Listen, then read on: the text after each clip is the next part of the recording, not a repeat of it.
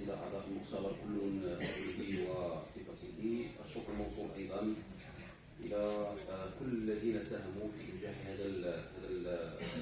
إنجاح هذه الندوة. طبعا الجمهورية العربية لأنها استطاعت أن تجمعنا هنا من أجل أن نناقش هذه القضية المرتبطة بالإعراب وخصوصا في اللغات الطبيعية. طبعا استجابة مع هذا الموضوع أنا أحاول أن أقترح عليكم تسويق المقولات الفارغة في المعجم العربي انسجاما من هذه المقاربة أو انسجاما مع هذه المقاربة التي أحاول دائما أن أدافع عنها. طبعا العمل الذي أحاول أن أنخرط فيه يدخل ضمن هذا النقاش العام الذي دار حول تسويق المقولات، وهو نقاش طبعا لساني بالدرجة الأولى، لأنه يحاول أن يقرب المسافة بين عمليات التمثيل النحوي أو العمليات الشقاقية بشكل عام. طبعا من بين الطروحات التي أحاول أن أنسجم معها الطروحات التي قدمت في إطار البرنامج الابنوي، طبعا في صورته المتكررة التي دافعت على مسألة انطباق العمليات الحاسوبية في المقابلات المعجمية وفي أي محطة أو مرحلة تتم هذه العملية. إذا هناك نقاش كبير، وهذا النقاش هذا العرض هو جزء من هذه الطروحات التي أحاول أن أدافع. طبعا هذا النقاش ترتب عنه طبعا فيما بعد ظهور ما يسمى بمفهوم العري أو بنية المركبات العارية بارفريز ستراكشر. ما قبل الإسقاط في التركيب، نتكلم عن محطة مهمة من عملية الاشتقاق هي ما قبل الإسقاط في التركيب، أي أنها خالية من كل لكي نفسر مفهوم العري هنا بمعنى أنها خالية من كل تأويل وظيفي ومن كل تأويل تركيبي ومن كل تأويل إعرابي، وتأخذ ذلك عندما تحتل مكانا لها داخل النظام التركيبي بشكل عام. إذا هذه النقاط الأولى التي أحاول أن أؤثر من خلالها العمل من جهة، وكذلك من جهة أخرى أنني أحاول أن أضع الجميع في إطار السياق العام الذي أحاول أن أشتغل عليه. طبعا النقطة الأولى وهي نقطة مرتبطة بالإشكالات الأولية لهذا الموضوع. طبعا السؤال الأول: هل تحمل المقولة ما يفيد معناها قبل دخول التركيب أو قبل دخول الحوسبة، أم أنها تكون عالية من كل سماتها التأويلية؟ هنا النقاش، هنا مربط الفرس، وهنا النقاش، وهنا زاوية الأهم في العملية. ثم ثانيا عندما نتكلم عن ما قبل إدراج المقولات داخل الحوسبة نتكلم عن المعجم. طبعا هذا المعجم نحاول أن نوضح بعض المسائل المرتبطة به. هل هذا المعجم هو عبارة عن مقولات فارغة، أم أنه عبارة عن لائحة من المفردات التي تحمل في ذاتها ما يسوغ دخولها إلى التركيب أو دخولها إلى الحوسبة بحمولة إما دلالية أو وظيفية أو إعرابية. إذا في أي محطة من محطات الاشتقاق يتم تسويق المقولات، وفي أي محطة من محطات الاشتقاق يتم تسويق الإعراب، وفي أي محطة من محطات الاشتقاق يتم التوازي أو يتم بناء هذه المسوغات. طبعا انطلق من بعض الافتراضات الأولية لكي تكون الخطوط واضحة بالنسبة لنا. الافتراض الأول: أولا أن تسويق المقولات داخل المعجم يكون بريديكاتيف، يكون حمليا في البداية. إذا أنا أدافع عن هذا التصور، أدافع عن تصور أن المقولات في البداية تسويقها يكون حمليا ولا يكون صوريا بمعنى أنني أتبنى التوجه الحملي على التوجه الصوري كما هو معروف. على مستوى البنية المعجمية الذهنية، وأنا قاعدة البناء المعجمي التي ننطلق منها تنطلق من الدلالة، لذلك فهي تنسجم مع التصور الحملي من جهة نحو التركيب وليس العكس. لذلك فالبناء معكوس. لذلك لا ننطلق من بنية تركيبية، بمعنى أننا لا ننطلق من بنية صورية، ولكن ننطلق من بنية أخرى هي بنية حملية نسميها بالبنية بريديكاتيف أو ستركتشر بريديكاتيف. طبعا مستثمرا في ذلك الطروحات المعرفية، لأنه التوجه أو الإطار العام الذي نشتغل به هو الطروحات المعرفية، وخصوصا أو تحديد اللسانية المعرفية ومنطلقات هذه اللسانية، ماذا تقول هذه اللسانية وفي أي إطار يمكن أن ينخرط المعجم في علاقته بالحوسبة، خصوصا هذا من جهة. من جهة أخرى أن التحليل يفترض وجود ما يسمى بالمعنى الموسوعي سنس أنسكلوبيديك. المعنى الموسوعي طبعا سأوضحه. هذا المعنى الموسوعي أنه مرتبط بكل مدخل معجمي، بمعنى أن كل مدخل معجمي يقبل أن ينسجم مع هذا المعنى الموسوعي. والمعنى الموسوعي طبعا هو معنى غير قار، هو معنى في ذاته غير قار، بمعنى أنه يقبل التطور. لذلك لا نؤمن بالمعنى التام والمعنى الجاهز، ولا نؤمن بالمعنى الثابت، ولكن نؤمن بالمعنى المتطور الذي يتطور. لذلك فنحن عندما نقول إن المعنى يتطور بمعنى أننا نعطيه تصور أو نعطيه صفة تميزه، وهو أنه يقبل في أي مرحلة من محطات الاشتقاق أن تضاف إلى المعنى الأصلي معاني أخرى. لذلك نسمي هذا الأمر بالمعنى الموسوعي. مستويات التمثيل المعجمي التي نقترحها أولا تنطلق من أن البرنامج المقترح مبني على ما يسمى بكليات السمات التي يتم انتقاؤها بحسب طبيعة اللغات طبعا. لذلك فالافتراض الأول الذي انطلقنا منه ندعمه بمسألة أساسية، وهي أنه لا يمكن أن يكون البناء بناء معجميا إلا إذا انطلق من كليات السمات. لذلك فنحن نمتلك قاعدة بيانات كلية، وهذه قاعدة البيانات ما يقع فيها هو أننا في مرحلة من مراحل ما يسمى إما بالوسم المعجمي أو الملء المعجمي يتم وسم هذه الأشياء بما يمكن أن يناسب اللغة، بما يمكن أن يناسب العشيرة اللغوية، الثقافة اللغوية إلى آخره. بمعنى أن وسم اللغات أن سمات كلية بقطع النظر عن اللغات، ولكن عندما نصل إلى مرحلة الوسم المعجمي فإننا إذ ذاك يمكن أن نميز بين لغة ولغة. من جهة أخرى أن المعجم المقترح يتولد عن طريق ما يسمى بالانتقاء، والانتقاء يكون على حسب العينة المنتقاة.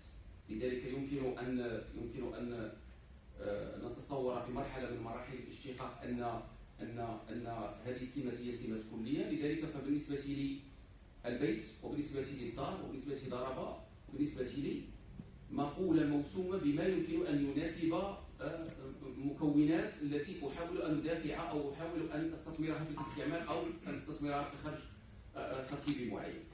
بالنسبة لمتكلم آخر ينتمي إلى نظام لغوي آخر يمكن أن يسمها بما يمكن أن ينسجم ذلك مع لغته. لذلك فنحن عندما نستعمل المفردات نستعمله بناء على انتقاء معجمي، أي انتقاء سمات معجمية معينة. طبعا يتأسس المعجم المقترح على توافق، وهذا ما أشرنا إليه، يعني عن توافق موجود مفترض بين السمات وبين المقولات التركيبية. لذلك فالمقولات التركيبية هي خارج لهذه السمات، وهذا هو المقترح. لذلك أنا قلت في البداية أننا ننطلق من بنية حملية. لذلك فعندما نقول المقولات التركيبية، إذا المقولات التركيبية هي يعني ما نسميه بالانترفيس، يعني ما نسميه بواجهة من وجائه الدلالة أو واجهة من وجائه البنية الحملية، وليس العكس. بمعنى أن الافتراض ينطلق مما هو حملي. لذلك المقولات أو السمات الدلالية توافقها مقولات تركيبية، وليس العكس، أن المقولات التركيبية هي التي توافق السمات. لذلك فنحن ننطلق من المعنى، وسأبين كيف يمكن أن ننطلق من المعنى. لذلك فهذه الأمور كلها يعني منسجمة مع ما اقترحه طبعا تشومسكي في البارفريز سيرش. طبعا تشكل الوحدات المعجمية يكون في ذاته عبر عملية ضم هذه السمات المناسبة، وهذا ما أشرت إليه. في مرحلة من مراحل الاشتقاق، نحن نتكلم عن مراحل من مراحل الاشتقاق، ليس مراحل الاشتقاق اللغوية، نتكلم عن مراحل اشتقاق ذهنية. لذلك فالسمات التي نتكلم عنها هي سمات ذهنية، هي سمات حملية، هي سمات دلالية، ونحن طبعا من نختار لها العناوين المقولية المناسبة. لذلك طرحت مشكلة العنوانة في اللسانية التوليدية، وأن هذه المشكل الإسقاطات التي لا تكون أو تم تعويض إسقاطات المعنونة أو التي تحمل عناوين بإسقاطات أخرى غير معنونة، حفاظا على البنية وحفاظا كذلك على النسق الذي يؤمن بالاشتقاق داخل مجال التركيب. طبعا أنطلق يعني لكي أبرهن على هذا التصور، ولكي أبينه بصورة واضحة وبصورة جميلة، أعطي بعض التفاصيل المرتبطة بكيفية اكتساب التصورات. طبعا افتراض إذا كان حمليا إذا هو لا يمكن أن ينسجم مع الافتراض الذي يقول بأننا نكتسب اللغة أولا. إذا قلنا إن التصور الذي ندافع عنه ينسجم مع الإطار الحملي، بمعنى أننا لا نكتسب لغة أولا، بمعنى نكتسب أشياء أخرى غير اللغة. ما نكتسبه في الوضعية الأولى يعني عند الرضع أننا لا يمكن أن نؤمن بأننا نتواصل مع الرضع وأننا يمكن أن نتواصل معهم باللغة وأننا ننتج معهم اللغة. فهذا افتراض يمكن أن يكون صحيحا كما يمكن أن يكون خاطئا، ولكن من وجهة نظري الذاتية ومن وجهة نظري الشخصية ومن وجهة نظري المعرفية أنه لا يمكن بأي حال من الأحوال أن نبرر بشكل كبير جدا وجود لغة سابقة أو بمعنى أن مرحلة الاكتساب الأولى تكون عبارة عن مرحلة لغوية. بل أنا أصلي أو العقل أنا أفترض أو يفترض التوجه التوليدي يعني في كل تجلياته أن الاكتساب الأول يكون عبارة عن تصورات. لذلك فنحن نكتشف العالم، نستطيع أن نؤول العالم. الرضع بكل تفاصيلهم أنهم عندما يتواصلون مع الآخرين أو مع الأبوين بدرجة من درجة فإنهم يتواصلون معهم عن طريق قراءة ما يجوب في أذهانهم. لذلك لا يمكن أن نتصور عكس ذلك، ولا يمكن أن نتصور أننا عندما نخاطب الرضع فإننا نخاطبهم باللغة، بل بالعكس تماما أننا نخاطبهم لأننا نمتلك نحن الآباء ونمتلك نحن المحيط اللغوي ونحن العشيرة اللغوية، نمتلك ما يمكن أن يسعفنا في قراءة ما يجوب في أذهان الرضع. لذلك فنحن نلبي حاجياتهم اليومية، نستطيع أن نتواصل معهم أنهم في حاجة إلى الحليب، أنهم في حاجة إلى أو أنهم يشعرون بقلق أو أنهم يشعرون بمرض معين. لذلك فالرضيع لا يقول لك إنني مريض ولا يقول لك إنني أحتاج إلى الحليب، ولكن الأب والأم والعائلة والكل فإنهم يحاولون أن يستثمروا هذه العلاقة الموجودة بين هذه القراءة الفاحصة لأذهان الرضع التي يمتلكها الآباء في أنهم يتواصلون. لذلك فلا يمكن بأي حال من الأحوال إذا كنا نفترض أو إذا كنا ندعم هذه الأمور بهذه المعطيات التجريبية أن نفترض أن اكتسابنا الأول يكون اكتسابا لغويا بقدر ما أنه يكون عملية تصورية أو اكتساب لتصورات أو اكتساب لدلالات أو عفوا لتصورات عن ما يحيط بنا. لذلك فعندما نصل إلى مرحلة اللغة فمرحلة اللغة تدعم هذه التصورات، لذلك فهي تترجم هذه اللغة. إذا كان هذا الافتراض صحيحا فبنيتنا هي بنية حملية، بنيتنا هي بنية دلالة. لذلك فيكون خرجنا هو خرج لغوي بمعنى أنه يكون خرج تركيبي. إذا فالافتراض محفز، أعتقد أنه محفز ويثير الكثير من الأمور. ثم أن البناء المعجمي طبعا عندما نقصي عملية التركيبية في عملية الاكتساب شي درجة من الدرجات فإنه البناء المعجمي يكون كليا ويكون عاليا من أي وسم. إذا كان الافتراض صحيح فإنه يكون عاليا من أي وسم. لذلك إلى حدود هذه المرحلة فنحن ما زلنا ننسجم مع الطروحات التي قدمناها في البداية. طبعا اكتشافنا للغة وتوظيف اللغة داخل إطار تركيبي بمعنى أننا لا يمكن أن نوظف اللغة إلا من منطلق الوسم الذي وصفنا به هذه المقولة، ثم أن هذا الوسم الذي وصفنا به المقولة هو الذي يجعلها تندرج ضمن إطار تركيبي معين. لذلك فالقالب التركيبي الآن سيقلب رأسا بمعنى أن الدلالة ستكون أولا ثم بعد ذلك تكون الوجائل الأخرى أو تكون الانترفيس الأخرى المرتبطة بالصوت والمرتبطة بالتركيب. لا يمكن معالجة الصيغة التركيبية بمعزل عن المعنى. طبعا الشغل الشاغل الذي شغلنا جميعا هو المعنى، يعني منذ الصباح نحن الآن نطرح قضايا مرتبطة بالمعنى. إذا عندما نطرح قضايا مرتبطة بالمعنى لا يمكن أن يكون المعنى متأخرا، يجب أن يكون المعنى أولا. لذلك الزملاء الأساتذة الذين تدخلوا في الصباح يعني تحدثوا عن حتى القدماء كانوا ينتصرون أو يفسرون المعنى نحويا، وهذا أمر إيجابي بالنسبة لنا لأنه يدعم هذا الأمر. لذلك الشغل الشاغل الذي شغل الجميع هو هذه المسألة المرتبطة بالمعنى. لذلك يجب أن نعيد النظر في ما يسمى بالبنية السطحية كما تصورها أنوار شومسكي أو كما تصورها النحو التوليدي بدرجة من الدرجات. لذلك فالبنية السطحية يجب أن نولي لها عناية أكبر لأنها تنطلق أو لأنها تمثل انعكاسا ذهنيا للشقاق التركيبي أو الشقاق النحوي بدرجة من الدرجات. كل المستويات اللسانية تشتغل المعنى، هذا ما أوضح، وكل المستويات اللسانية تحاول أن تفسر هذا المعنى. لذلك كما قلت لا يمكن أن تكون أو أن يكون المعنى بعيدا عن الشقاق وأن يكون متأخرا. تنظيم المقولي للمعجم العربي كل دلالة بعبارة ما هي في الأصل عبارة عن مضمون ذهني تصور. إذا ننطلق من مضمون ذهني التصور، المضمون الذهني التصوري لكي يكون الأمر واضحا بالنسبة لنا هو أننا ننطلق من بنيات تصورية ولا ننطلق من بنيات تركيبية. تنطلق المعاني من قاعدة تصورية أولية ثم تتطور. لذلك أصل معكم الآن إلى مستوى إلى النقطة الثانية المرتبطة بالمعنى الموسوعي.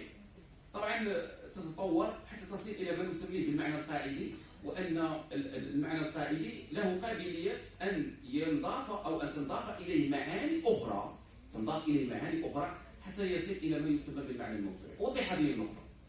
طبعا يمكن أن أسأل الجميع الآن عن أي مفهوم نختلف فيه. يمكن أن نسأل عن الصداقة، يمكن أن نسأل عن الكراهية، يمكن أن نسأل عن الحب، يمكن أن نسأل. بمجرد أن أتلقى إجابات مختلفة هذا يعني بأنه المعنى تطور، بمعنى أن المعنى تطور، بمعنى أن المعاني تختلف، بمعنى أن المعاني لا تستقر على وضعية واحدة، بمعنى أن المعاني يمكن أن تنضاف إليها معاني أخرى. هنا أسأل طفلا صغيرا عن معنى الصداقة وهو في عمر 5 سنوات، ثم بعد ذلك أسأله عندما يصل إلى 10 سنوات، ثم أسأله بعد ذلك عندما يصل إلى 20 سنة. ففي كل مرة ماذا يضيف إلى مفهوم الوطنية أو مفهوم يضيف إليها معاني أخرى لأنه يكتشفها أو لأنه يعيش تجربة معها. لذلك فعندما تسألوا وأسألكم يعني في قرارات ذاتكم عن مفهوم معين فأنتم الآن تستحضرون ما معنى مفهوم الصداقة. يعني مفهوم الصداقة استقر عندك لأن كل مرة تضيف إليه شيء أو تحذف منه شيء حتى يستقر عندك في المعنى العام الذي يمكن أن تصل إليه. لذلك فنحن نتكلم عن معنى موسوعي. يعني معنى موسوعي لا يعني أنه ناقص ما لا نهاية أو ناقص ما لا نهاية من الجهتين، بل هو مفتوح على الجهتين، بمعنى أن لك إمكانية أن تضيف في كل مرة ما يمكن أن يطور هذا المعنى. لذلك أسمينا الأمر بالسنس أنثروبيديك، يعني المعنى الموسوعي. طبعا هناك أمثلة أخرى يمكن أن تضاف إلى هذا الأمر. طبعا هناك يعني إذا شكرا جزيلا، السلام عليكم.